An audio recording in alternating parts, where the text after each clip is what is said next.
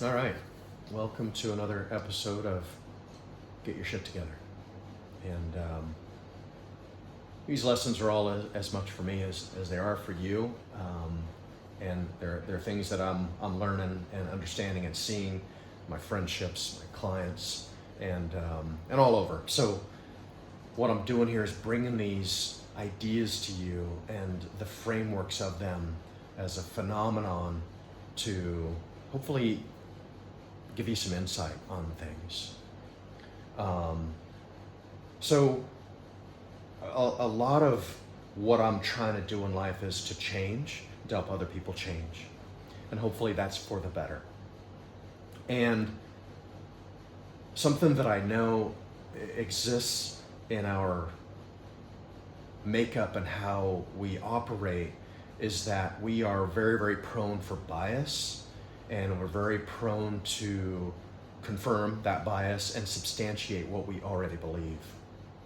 And the idea is this, the nature of our mind, which is what Buddhists, call, is their part of what they're in examination of, is learning about the nature of the mind, is the key and the base of many spiritual and philosophical frameworks, is understanding how our mind does things to trick us and to get us to stay the same and to get us to do things that are easy. And how that works, and my part of what I'm wanting to share with you here is that we buy into our own propaganda. And propaganda being this thing that's meant to shape narrative and have things be seen and viewed in a specific way. And the person is doing this strategically, and if that begins to happen without them realizing that that's what they're doing, then they become just delusional and lost. And that's what we do too. And we shape our narrative to substantiate what we already believe, which is, I want a new job. And so then I start to see all these things that I believe wouldn't happen if I had a different job than the job I have. And another more nuanced and simple way that happens is, things happen to us, we believe things happen to us, and then we say things or we think things like, people always do this to me, and it's been this way my whole life. And we believe that to be true, and it doesn't make it true. So we have a very powerful force inside of us that's looking to substantiate the way our life currently is. And it does that so well that it usually stops us from ever changing. And it does that. It does that, often, all the time. So the problem here is that we need to constantly be evolving and changing. And I don't mean that I need to always be changing, but throughout our lives we evolve. We grow, we adapt, we change. And a lot of people think that change is a thing I do, like go to grad school, I do it for a few years and then I'm done, and it's not.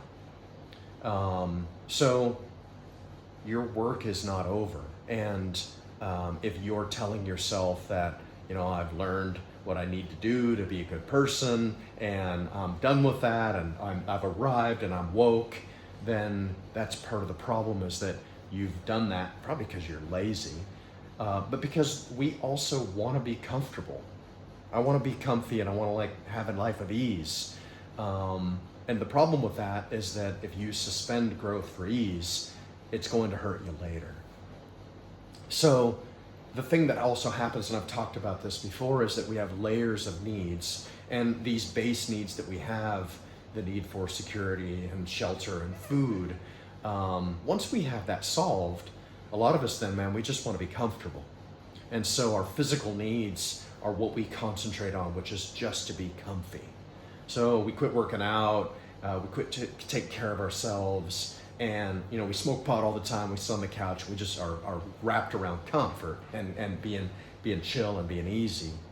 And that's great, except for we know that will hurt us in the long term.